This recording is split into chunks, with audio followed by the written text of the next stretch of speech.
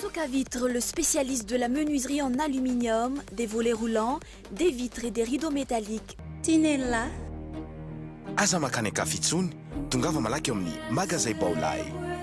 Hello! Afaka tsara ny tasy.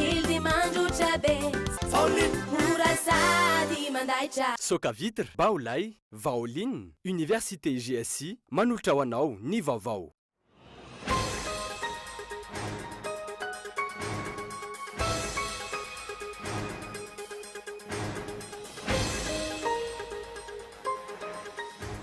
Arahinao ato anatin'ny fampalalam-baovao ny matoan-dahatsoratra momba ny fampihavana-pirenena sy ny resa-bola malaza ankehitriny manoloana n'ireo fandaniana samihafa izay ataon'ny fanjakana. Misy mikonokonona fananganam-panjakana ho ny filoham-pirenena ny alakamisy farany teo taratry ny fahalemen'ny fanjakana ny fivoizana izany resaka izany ho ny jeneraly Ramakavelo. Ny taona 2024 no hanomboka ny fandranana menaka mavesatra i Madagasikara, 200 hatramin'ny 300 barila isan'andro. Ny vokatra menaka mavesatra nanomboka tamin'ny taona 2024 nefa hotratra ny famokarana 9,000 ka hatramin'ny 1,000 barila isan'andro. Isantarana izany afaka 3 taona. Nanolotra fahitalavitra ho an'ny sekoly Notre-Dame de Rosaire ato Madinika ny fikambanana vehivavy malagasy miara-miainga no tarihan'ny tantely Andriananarivelo androany. Tanjona ny fampianarana sy ny fitaizana ny mpianatra anara-baovao eto an-toerana sy any ivelany.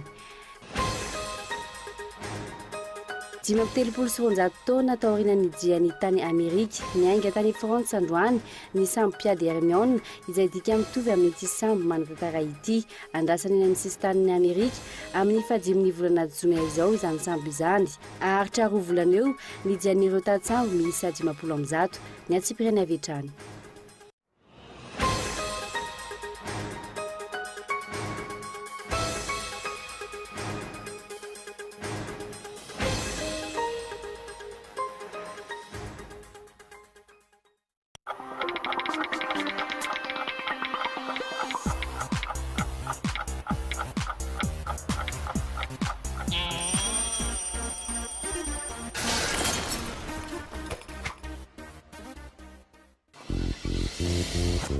Efa ela no nitadiavako shampoing azo antoka sy tsy manimba ny volo. Shampoing tena mety aminy ary manamanitra azy ela. Sady maty ampiasa matetika e. Izany no natonga anay nifidy ny shampoing Vao. Shampoing papay mampangirana sy manala ny volo misy arimotra. Shampoing menthe manadio sy manamevana ny volo misy angatrana. Shampoing citron manome tanjaka ny volo mora mitsiro menaka. Vao shampoing tia ny volo pery. Vaovao, vao shampoing citron, papay sy menthe amin'ny sachet sy tavoahangy. Soka Vitre en Outapenac, menuiserie en aluminium, rideaux métalliques, volets roulants, vitres, tôle,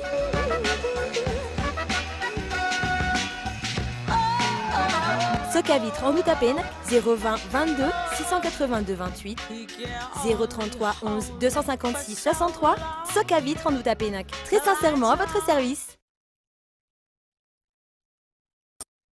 Des nouvelles gammes de produits débarquent chez Baolay, où l'on en prend plein les yeux avec un très bon rapport qualité-prix. Smart TV Ultratech correspondront mieux à vos besoins et à votre budget. Des subwoofers top et de qualité dotée des meilleures fonctions à petit prix. Découvrez les meilleurs frigos du moment qui coïncident à vos attentes à prix hyper compétitif. Des superbes produits rien que pour les femmes se marient très bien avec tous les intérieurs. Baolay, toujours meilleur. Situé dans une nouvelle ville, GSI Bypass, Université pionnière d'Avarajan, vous propose 4 filières clés. Informatique de gestion, multimédia et communication, génie management du BTP, management des affaires. Inscription encore ouverte avec GSI ITOS. Téléphone 034 38 174 74. GSI Bypass, téléphone 033 17 689 34. GSI, un passeport pour l'avenir.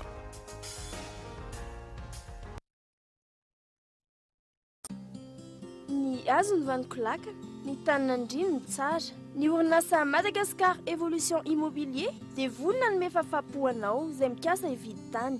fitsidiana maimaimpoana mampandrisaina anao amin'ny fikarakarana ny taratasy rehetra. Koa raha mila fanazavana fanampiny ianao dia antsoy azy ny lahazana 033 21 099 06 na ry 034 14 099 06 22 566 54.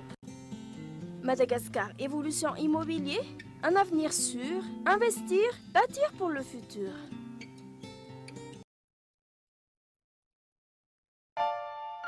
L'EFMED, c'est toute une gamme de produits d'ameublement d'une standing super classe, bien pour tous. Pour ma nouvelle maison, ce canapé est vraiment idéal pour me relaxer le week-end.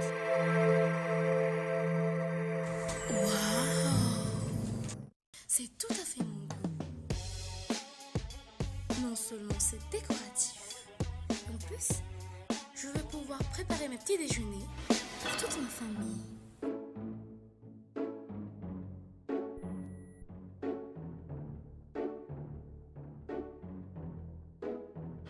Même les enfants rêvent d'être grands. L'EFMED, à nous ça. Bon ben je vais partir là. Ok. C'est bon là? Ouais. Pas de bisous? Non, ça va. Rejoignez Annick Beauté, spécialiste en coloration, coiffure d'événements, tissage, coiffure pour hommes, pack mariage. Oh, pas de bisous? Non, ça ira. Voulez-vous être une femme sublime, attrayante et sûre de vous? Mon secret, Annick Beauté. N'hésitez plus, affirmez votre personnalité chez Annick Beauté. Annick Beauté, notre secret.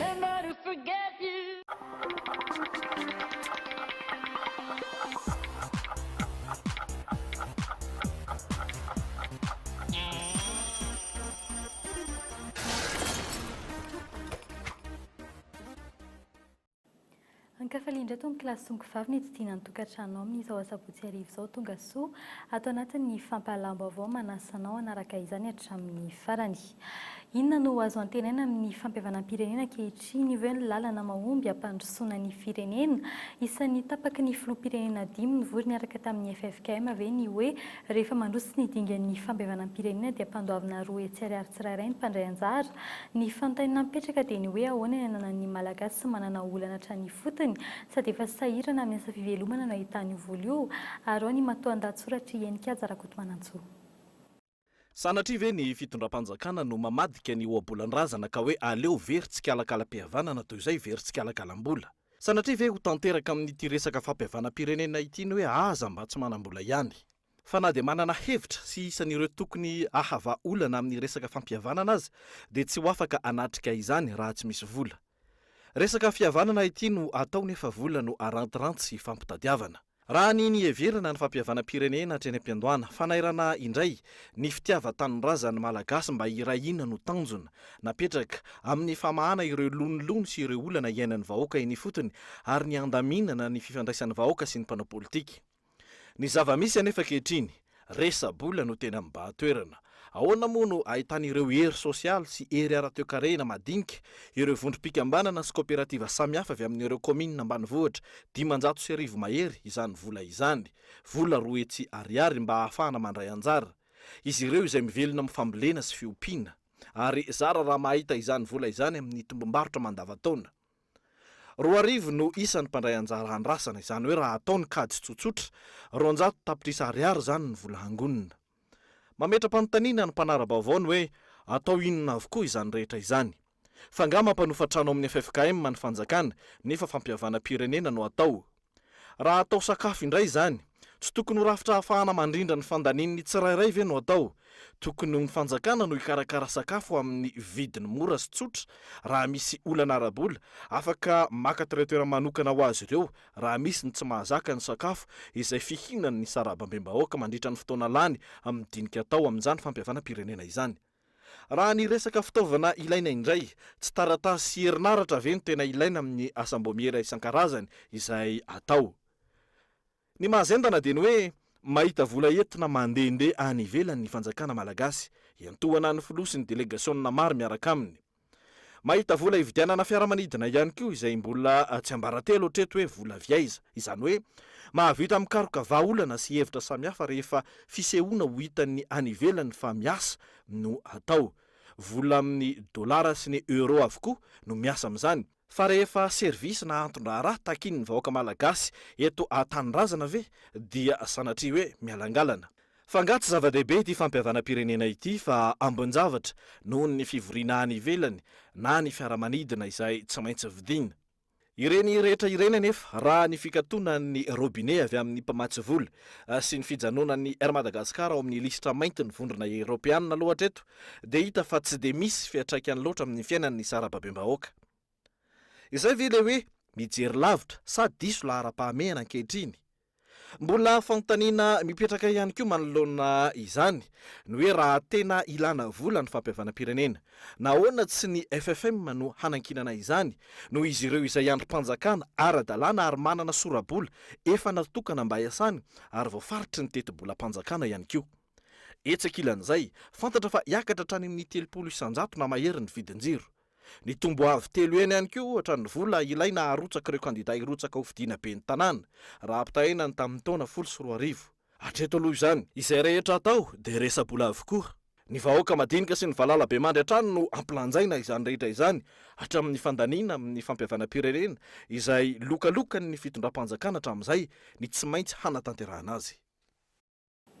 Malemy ny fitondram-panjakana ankehitriny, hoy ny jeneraly Ramakavelo Désiré Malemy vokatry ny tsy fahaiza mitantana efa miseho lany mandritra izay herintaona mahery ny joroany izay mandeha araka izany ny feo fa misy mikonokonona fanonganam-panjakana ny avy anivo ny 10 alin-dahy ireto farany izay voatonona hatrany ho lasa fitaovana politika ny mpanao politika eto amintsika nampitandrany amin'izay mety ho fototry ny fioaram-pefy ny filoha Irazonary Mampiana raha nanontaniana mikasika izay fanatetiana.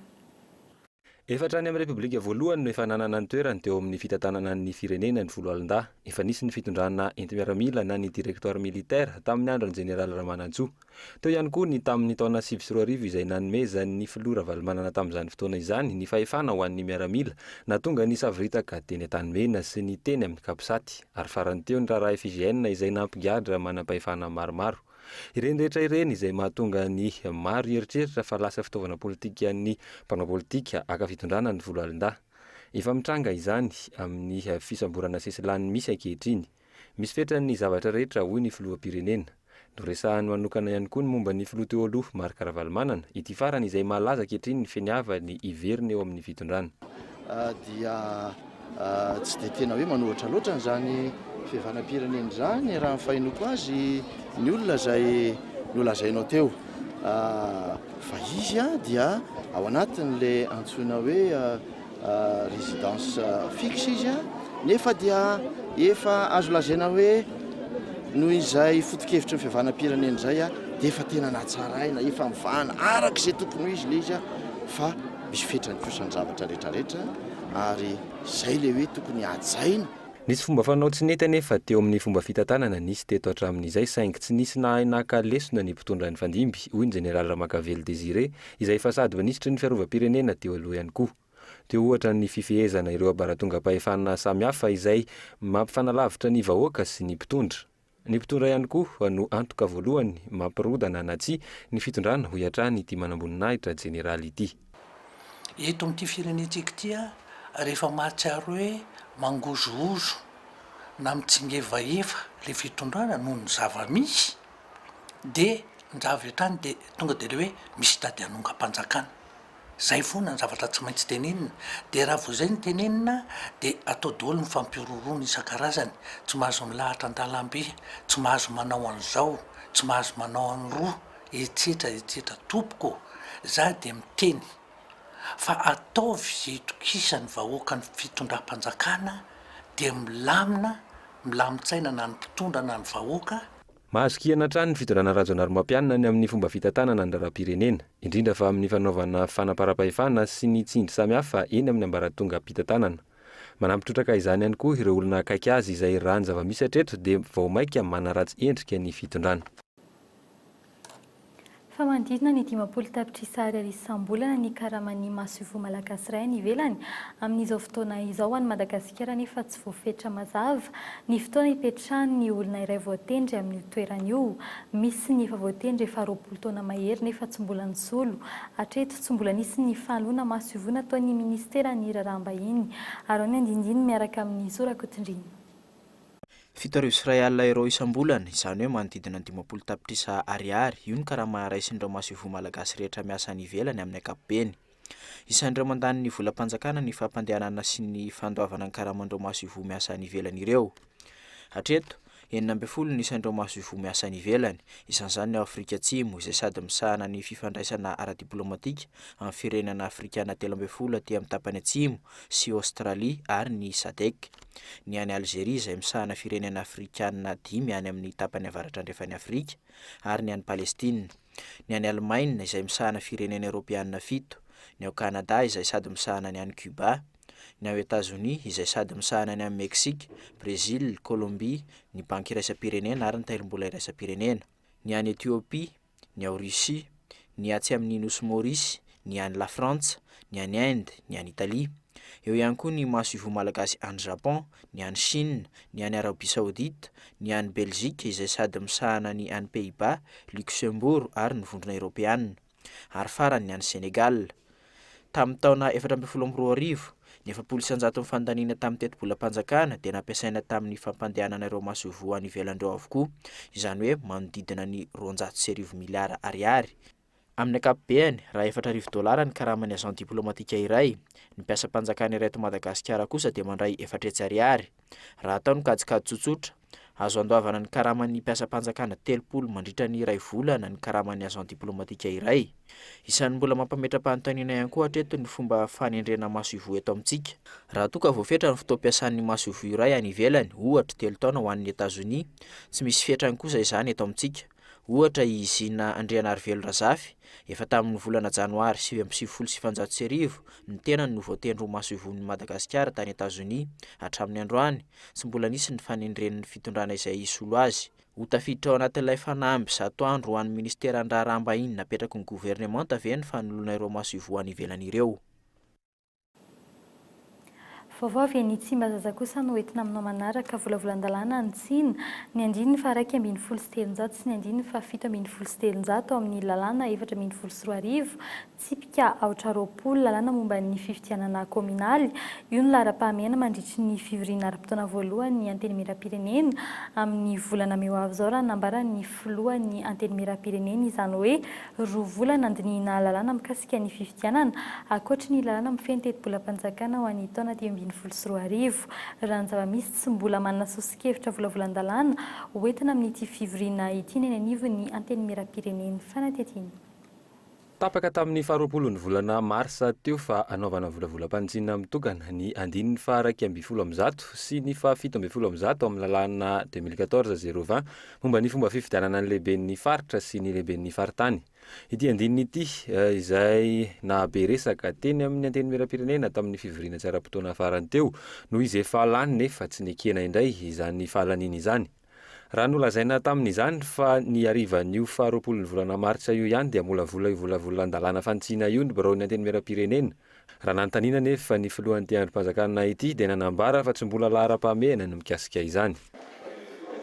Izany hoe ny tena zava-dehibe aloha dia ny afahana miroso amin'ny fifidianana ben'ny tanàna.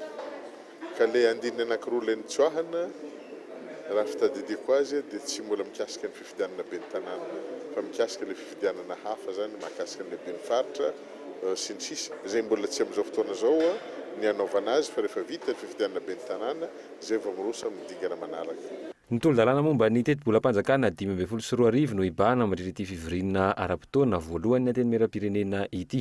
Ny teti-bolam-panjakana farany teo izay tsy nahitana taratra ny finiavan'ny fanjakana hametraka ny finjaram-pahefana tena izy. Tsy ahitana fa tsy ray isan-jato ho an'ny vonimboaka paritra ity finjaram-pahefana ary tsy hita ihany koa ny vola anaovana ny fifidianana kominaly amin'ity taona ity. Ny fifidianana kominaly aloha no imasona ho hiatrany ny filohan'ny antenimiram-pirenena. Fa amin'izao fotoana izao zany satria tsika azasaina hoe manenjika tety andro dia koa satria tsy mahakasika ny fifidianana ben'ny tanàna ireny zavatra ireny dia miroso aloha fifidianana be ny tanàna dia atsaraina miandalana eo ny lalàna mba ahafahana ihany koa miroso am-patoniana sy amin'ny ara-drariny le fifidianana manaraka. Hojerena ny lalàna momba ny fifidianana kominaly nefa ny vola aza mbola tsy vonona. Raha izay lalàna anaovana fifidianana izay ihany koa efa tafaverina tao amin'ny anteny miaram-pirenena, efa ela ilay volavolan-dalàna momba ny CEI na ny vaomiera mahaleo tena hikarakara ny fifidianana izay natolotry ny aliansa nefa tsy hita izay marina. Ny CEI izay rafitra tokony solo ny senita amin'ny fikarakarana ny fifidianana aorian'ny fifidianana kominaly. Fa miainga indray ny fitokonana manaraka manambana ny tokona ihany koa ny avenivo ny mpiasan'ny ala antony ny fisian'ny fikatrana trano ary ny tsy fisian'ny mangarary eo amin'ny fomba fitantanana ao amin'ny ministera ny tontolo iainana raha ny fanambarana izay nataon'ireto mpiasa ireto miteraka olana eo amin'ny fiarovana ny harem-pirenena izany raha nambaran'izy ireo hatrany ka isan'izany ny tsy fahafahana manara-maso ny andramena mivoaka antsokosoko eto Madagasikara. Fanatetena. Misaviritaka ny mpiasan'ny ministeran'ny tontolo iainana ankehitriny, tsy eken'ireo mpiasan'ny alina ny fisian'ny endrika kolokolo sy ny kinamanamana misy ao amin'ny fitantanana ny ministera. Raha ny voalazany ity fanambarana ity dia efa hatrany amin'ny fotoana ny tantanan'ny ministra teo aloha Ramparana Antelma no nisy ity fomba fanao ity ary mbola izao toy izy ny mpitantana ankehitriny izao indray. Tsy nisy faiza mitantana izay isan'ny nampirongatra ny fivoahan'ny andramena tsokosoko eto amintsika raha ny fitarainan'ireo mpiasa. Voaresaka atao ihany koa fa tato ato dia mirongatra indray ny fanondranan'andramena tsokosoko, ohatra ny tany Taolagnaro, Maroroy, Manatenina tamin'ny fetin'ny mpaka teo nefa tsy mbola nainoana hevitra ny tompon'andraikitra teo anivon'ny ministeran'ny tontolo iainana. Mitovy amin'izay ihany koa ireo andramena tratra tany Thailande niaraka tamin'ireo olona tomponatoka tamin'izany nefa tsy nisy toy intsony izany hatramin'izao. Fialana bala ihany ny an'ny fanjakana hoy ireo mpiasa ny amin'ny fiandrasana ny fananganana ilay tribunal manokana isahana ny aferandramena noho ny tsy fisian'ny ezaka ny amin'izany hatramin'izao. Antony faniliana ireo mpiasa tranainy ary ny fanomezana ny toerana ho an'ny olona mbola tsy manana traikefa amin'izany. Eo ihany koa ny fahavitsian'ny mpiasan'ny ala noho ny fanodikodinana ny vola tokony atokana ho amin'izany ho hiatrany ireto mpiasa ireto. Andrasana indray araka izany izay ataon'ny Bianco manoloana izao tranga izao. Fanomboka amin'ny taona 2024 kosa ny fandranana menaka mavesatra eto Madagasikara. 7 hatramin'ny 1 alina barily isan'andro ny isantarana izany tsy mbola hisy mivantana ny vokatra izay zavatra izay tsy mbola hisy atao anatin'ny fotoana fohy ny vokatra azo amin'ny alalan'ny fitrandrana araka ny nambaran'ny teknisiana heritaona izay hanomboka ny fitrandrana ny Tsimororo. Fanadetiny Michel Aranardzon.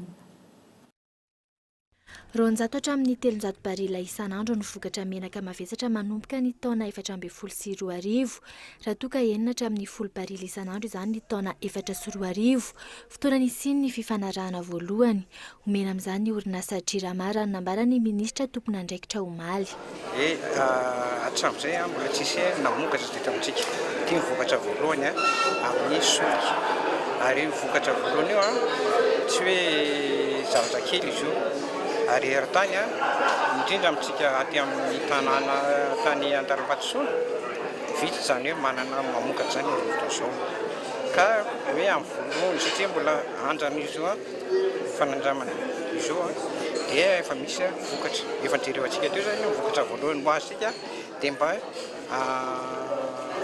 nomezana ny jirama ahafahany mba hanena ny fampiasana ny gasoil ny diesel amin'ny groupe fampatimba sady mora no mba mety amin'ny moteurny zareo zany. Araka izany hena ny fampiasan'ny jirama ny gasoil ny menaka izay fantatra amin'izao fa mety amin'ny motera ampiasainy ity orinasa mpanjakana ity. Hatreto anefa na mamokatra azy Tsimororo tsy mbola misy ny vokatra mivantana eto amintsika izany raha ny fanazavany Paitoekarena iray.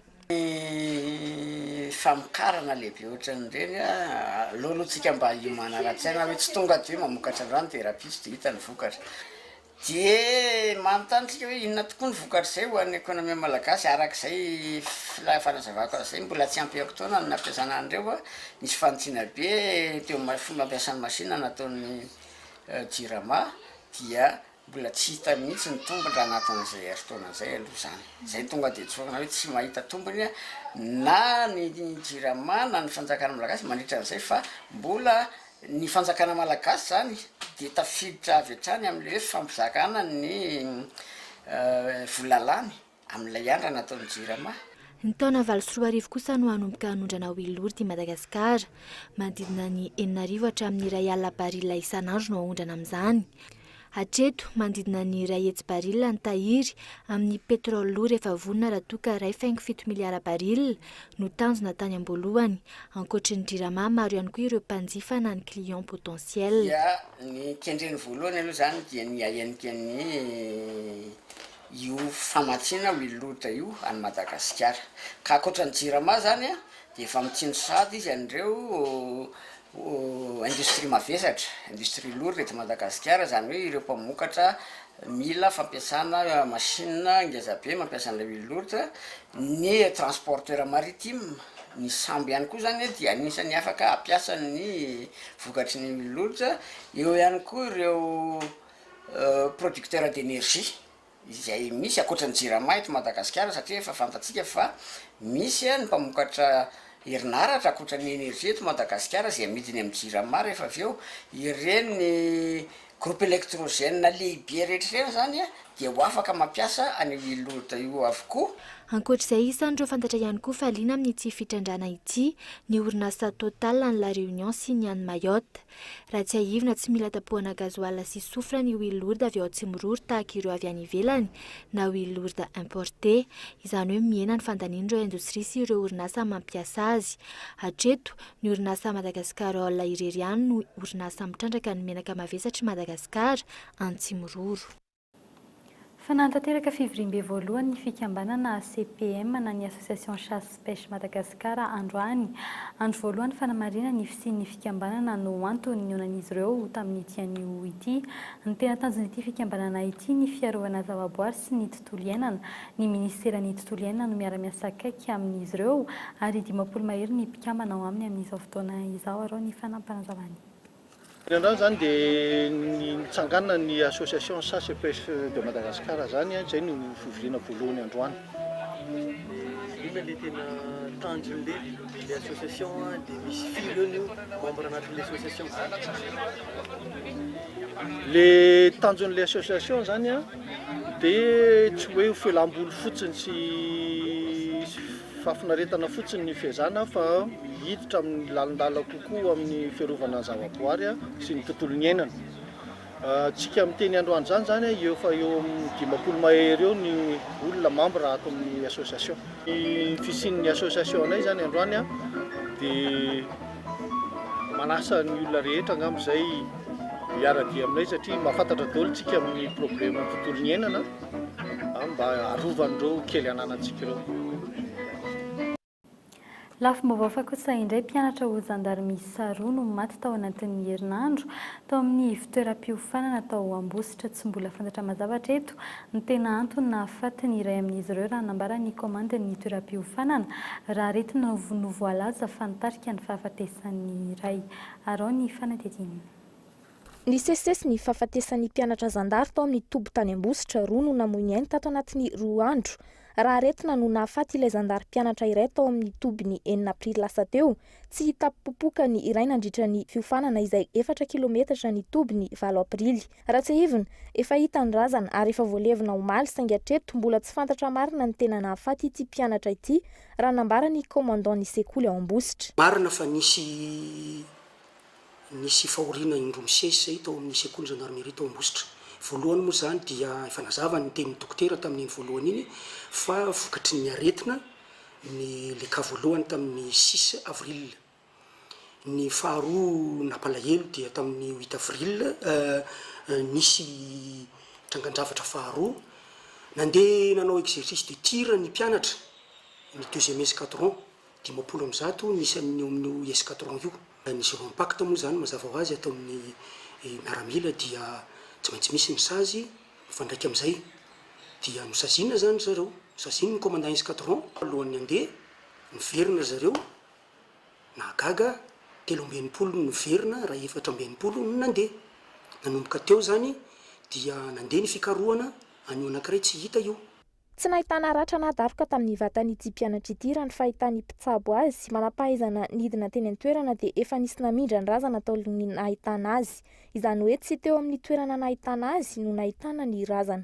Tao amin'izany trangandravatra zany moa dia nidina tena toerana avy hatrany ny tenanay niaraka tamin'ny dokotera mpitsapo izay ianao ny fizahana anio razana io sy ny élément ny compagnie ny gendarmerie ao ambositra anao ny fanadihadiana anao ny fikarohana amin'ny trangandravatra tontony raha ny zavatra constatation dokotera moa zany de alako tsenga mba vakiko zay constatation dokotera zay zao ny conclusion ny dokotera vu l'absence de signes de lutte et l'absence de traumatisme apparent nous concluons que la mort de cet individu est d'une mort naturelle.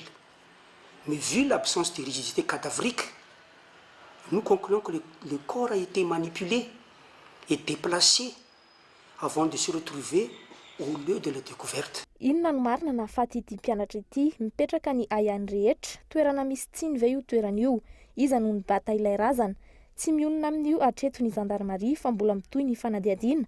Nanao antsoava araka izany ny commandant école amin'ireo tanora izay manam-pianiriana ny hiditra ho zandary mba tsy hanafina ny aretina mitaiza isorohana ny loza toy izao. Fa raha raisan'ny mafapana eny amin'ny tribunal ankehitriny Safira milanja 3 grama avy any Andilamena izay nanjavona rehefa nahita ny teratany malagasy sy teratany vahiny iray nilaza fa hividy azy lasa niteraka fahasahiranana ho an'ny mpitrandraka vato izay nahita izany ny raharaha ankehitriny niakatra fitsarana izany araka ny fanadidina natao efa tonga hatreny mahazo-arivo ity raharaha ity ary vola be amina miliara no resaka rao ny fanadidina tanterahiny Enikajy Rakotomanantsoa. Tofitovy karazana amin'izao ilay vato safira mitetina hatrany amin'ny 3 miliara izay fototry ny olana. Mpitrandraka vato 7 mianadahy no nahita ilay vato ary nitondra azy eto Antananarivo ny tady mpividy. Vazaha iray sy vehivavy malagasy iray mpanera izay efa fantatra anarana amin'ny fanaovana bizina vato no nandray azy ireo. Raikitra ny ady varotra ary hafaingo 10 miliara ny vidiny farany eken'ireo mpitrandraka. Nalototra 400 tapitrisa ariary kosa ilay vazaha. Tsy nifanaraka ny rotonta. Avy eo dia noteren'ilay vehivavy malagasy handray an'ilay 400 tapitrisa kosa ny iray tamin'ireo mpitrandraka vato. Avy eo lasa n'ilay vato. Ny irahina nefa ireo mpitrandraka ary nitady azy nangataka ny hamerenana ny vato. Nanome 300 tapitrisa indray ilay vehivavy mpanery io saingy tsy noraisin'ireo mpitrandraka vato intsony.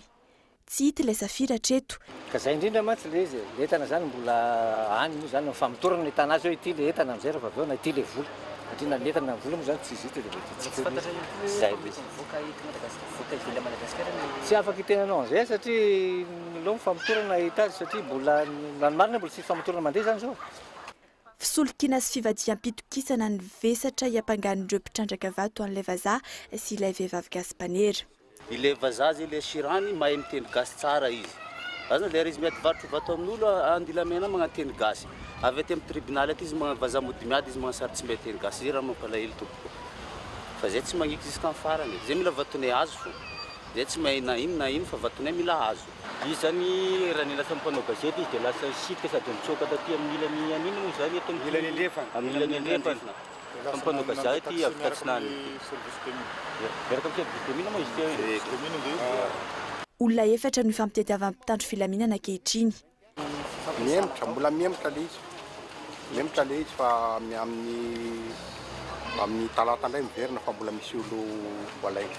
Zay. Andrasana fivoaran'ity raharaha ity, loharam-baovao maro no nilaza androany fa io ampelantanan'ny pôlisy ny Harenan-kimbon'ny tany ity raharaha ity ary arahan'ny Praiministra Maso Akaiky noho ny fahavoazan'ireto mpitrandraka madinika ireto. Eo amin'izay vaovaony sosialy izay hatrany nanome fahitalavitra iray tao amin'ny sekoly Notre Dame de Rosaire atao madinika ny fikambanana vehivavy malagasy miara-miainga no tarehiny tantely Andrianana Avril nampiana ny mpianatra amin'ny fianarana sy antaran'izy ireo ny fahalalana izay be azy ny atao amin'ity sekoly ity arao ny fanadiny Albertin Ramialarivo. Fahitalavitra iray ahafahan'ny mpianatra mampitombo ny fahalalany no natolotry ny fikambanana vehivavy malagasy miara-miainga androany tetsy amin'ny lycée Notre Dame de Rosaire. Fitaovana iray entina hanarahana vaovao sy hanarahana documentaire mba ahafahan'ny ankizy mandray sy hampivelatra ny sain'ny ankizy ity fitaovana ity.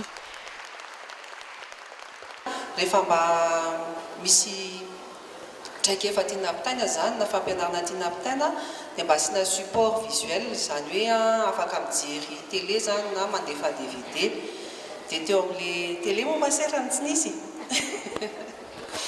dia manezaka zany zahay nitady fiara-miasa tamina olona tsara sitrapo dia tonga io le télé zany androany dia ampitiavana be nanoloranay anareo sekoly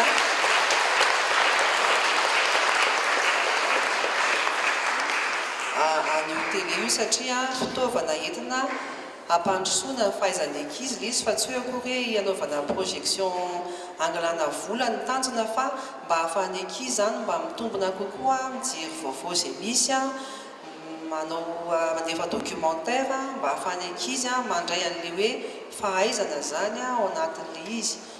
Taorin'ny fanolorana ity fitaovana ity dia nisy ihany koa ny fanakalozan-kevitra nataon'izy ireo tamin'ny ray aman-drenin'ny mpianatra sy ny mpianatra izay manana olana eo amin'ny fianarana. Fifamizarana sy fanolorana sosi-kevitra ho fitaizanany ankizy teto natao.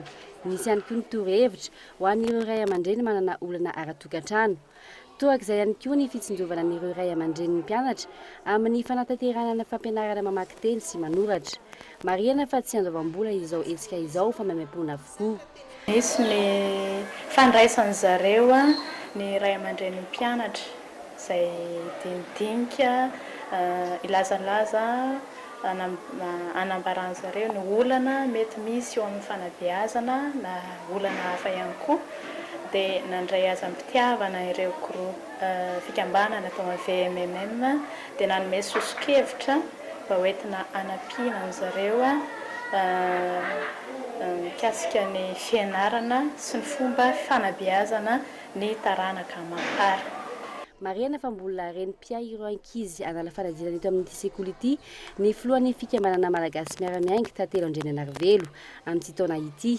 Ny tompona andraikitra teto amin'ny sekoly dia manantitra ny fisaorana ho an'ny vehivavy malagasy miara-miainga izay tsy manadina azy ireo. Fanadidina manokana hafa kosa indray no entina aminao manaraka tsy miandry rivariva fotoana mampandeha ny tsena ny mpivarotra masikita mpandehandeha manomboka amin'ny 7 maraina no efa mivimbina ny fatana sy ny arokely misy ny kojakoja madinika ny mpitondra masikita mandehandeha 1 kilao sasany farafahabetsany ny masokarenina mahavita masikita 100 eo ary azonina tombony hatramin'ny 4,000 ariary farafahakely ny isan'andro. Ny andindiny miaraka amin'ny Oliva Antrimiala.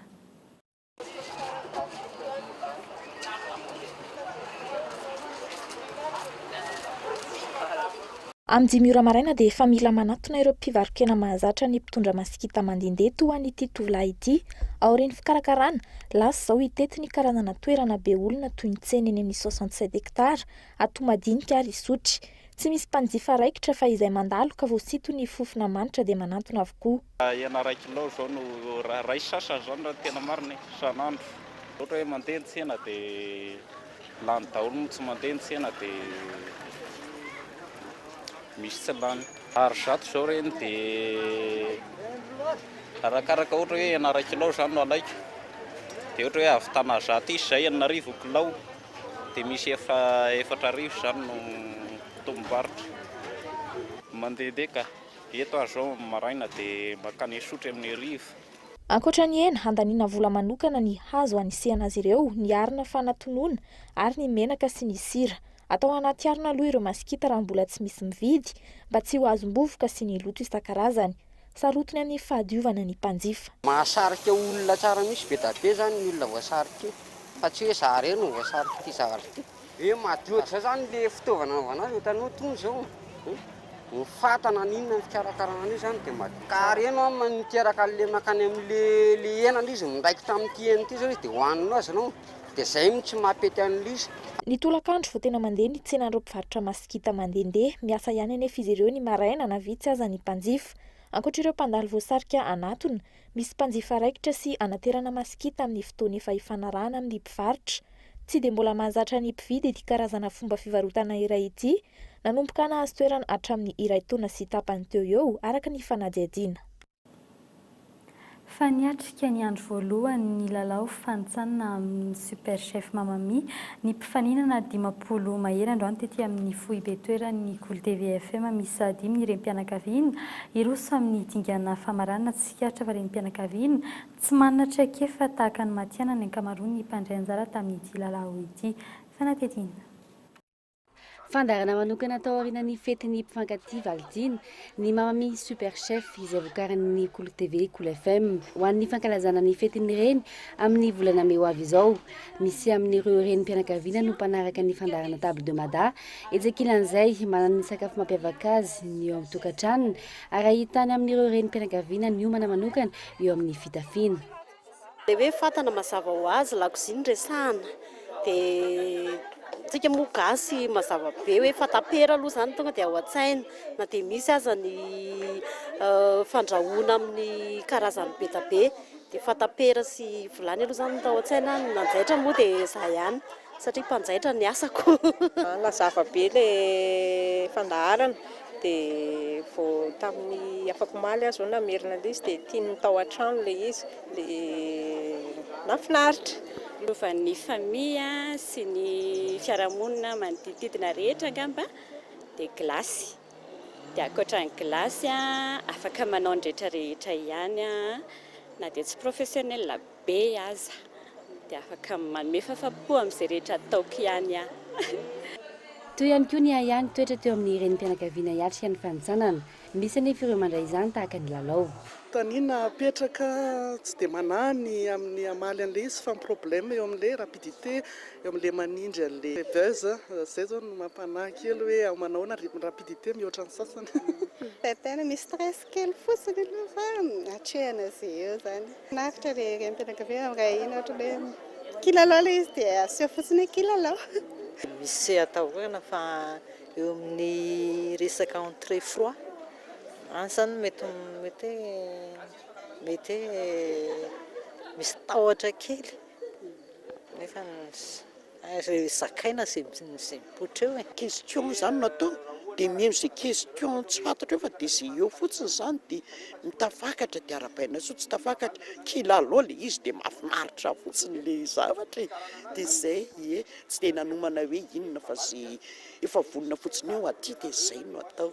Voapita tany amin'ny mpandray anjara ny tanjon'ny KOLO TV, KOLO FM amin'ny fanatotosana ny fandarana Mamami Super Chef. Ny tanjon'ny KOLO TV sy ny KOLO FM zany tamin'ny fikarakarana ity Mamami 2024 ity dia ny hanome fahafa-pon'ny renim-pianakaviana rehetra aloha amin'ny alalan'ilay hoe lalao satria aloha tonga dia tenenina hoe kilalao izy ity na dia hoe eo ary le mahendrika fifaninanana azy tsy hoe kory sanatrian'izany hoe hitady super chef be anankiray tsika dans le cadre professionnel be fa fanomezana fahafa-pon'ny reny rehetra izay entina hanamariana ny fetin'ny reny 2024. Mbola rahinao eto amin'ny KOLO TV FM ny volana May ho avy izao ny fisotry fifanana Mamami Super Chef 2024 sy arahinao ihany koa ny dingana famaranana izay ahitana an'ireo renim-pianakaviana. Vaovao ny kolontsaina hatrany toto-saina Madariva ny fanokafana tamin'ny fomba ofisialy ny andian'ny fahavolo amin'ny festival rencontre des films courts Tetsy Soarano nanomboka tamin'ny fijerena horonan-tsary fo tahaka ny Hodiviana koa Madame Esther ny hetsika omaly ihany tanteraka ao anatin'ny tontolo ny kolosary ny mpiseritra sy ny mpankafy izany hatramin'ny 25 aprily ho avy izao. Marina farahina eto amin'ny fahitalavitry ny KOLO TV ny fisotry ny lanonana famarana ny RFC ny asabotsy 25 aprily amin'ny 10 latsaka fefany alina.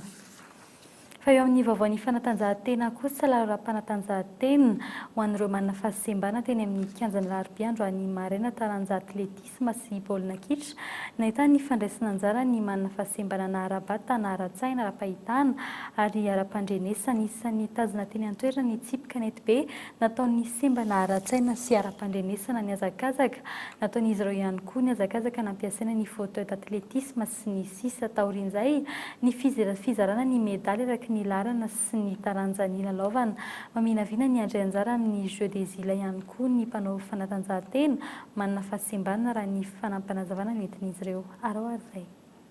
Hetsika toy izao zany dia tafiditra mihitsy zany ao anatin'ny saison sportive ny Ligue Nalamanga izany hoe isa-taona zany dia manomana championnat ohatr'izao izay zany fa ny mampiavaka amin'ity zany dia hitiliana an'ireo atleta amin'ny atletisme zany izay ho alefa amin'ny regroupement zay miomana ao amin'ny jeu de style zany zay atao amin'ny volana aogositra manantena izay fa andefa atleta amin'ny jeu de style io moa zany mbola miakina amin'ny valiny regroupement zay atao zany zay karakaray ny fédération ny fanatanjahantena ho an'ny olona manafahasembanana. Maresaka avy any ivelany 5 taona taorian'ny ditany Amerika ny aingatany Frantsa androany ny sambo mpiady Hermione izay dika mitovy amin'ity sambo manatantara ity andrasiny ny amin'ny sistany Amerika amin'ny fahadimy volana Jona izao izay sambo izay aritra 2 volana eo dia nitatsambo miisa 50 fanaty ety. Cette assemblée dans le radier de l'arsenal de Rochefort. Naritra 20 taona ny fimpitona namboarana an'ilay sambonady l'Hermione. Teknisiana 20 no nisana izany raha toa ka olona 300 no nanamboatra ilay sambo l'Hermione tamin'ny taonjato 20. Avy amin'ny volana voangana tamin'ny alalan'ny fitsidian'ilay sambo ny 100 ny teti-bolana namboarana azy. Pitsidika 5 taona no liana amin'ny fanamboarana ny dika mitovy ny sambonady l'Hermione ary mbola naliana n'ireo pitsidika narivony izany androany tany Frantsa. Nisy ihany koa ny fanampiana manokana nentin'ny firenena Amerikanina. Marihana ihany fa azo amin'ny Amerika ilay sambonady antsoina hoe l'Hermione. Nomena fiofanana manokana ireo platsaka an-tsitrapo ka izao nanomboka ny 5 araka amin'ity vaaka manandanja ity. Ahitana taditsambo matiana ihany anefa ny ekipa izay zotra ny Nosy Canaries. Iainga ny toerana ny faha-9 ka hatramin'ny faha-6 Meo avy izao ary tonga ny Worktown ny faha-5 volana Jona fa miankina ny toetry ny andro izany. Mitohy hatrany ny dingana faha 20 izay mifarana any Amerika. Ilaina ny tanjaka ara-batana sy ara-tsaina niatrika ny dia ao anatin'ny sambonady tahaka ny l'Hermione. Esekilan'izay anjatin'ireo sambo Amerikana hitsain'ny l'Hermione hatreny amin'ny Statue de la Liberté everina fa anatrika ny fetin'ny fahaleovantena amin'ny faha-4 ny volana Jolay ho avy izao ny sambonady l'Hermione. Nanatrika manokana ny fianganany ny filoha frantsay François Hollande. Ny fanetsy ny hetsika entina nankalazana ny fiangan'ny sambonady l'Hermione. Le souffle de la liberté. Mandeha ny feo fa misy mikonokonona fanonganam-panjakana ny avy anivo ny folo alin-dahy. Volavolam-pantsiana momba ny fomba fifidianana ny lehiben'ny faritra sy ny lehiben'ny faritany ary ny lalàna momba ny fifidianana kominaly lola ara-pahamehana mandritra ny fivoriana ara-potoana voalohany anteny miram-pirenena amin'ny volana Meo avy izao fa mandina ny 50 tapitrisa ary arisambolana kosa ny karama ny masovo malagasy iray any ivelany amin'izao fotoana izao ary farany anomboka hanondrana menaka mavesatry Madagasikara amin'ny taona 2024 dia izay ihany koa no entina mamarina ny fampalam-baovao amin'ny teny malagasy tamin'ny ity anio ity mamefy taonanao indray raha mipitsy tahaka izao veloma tompoko.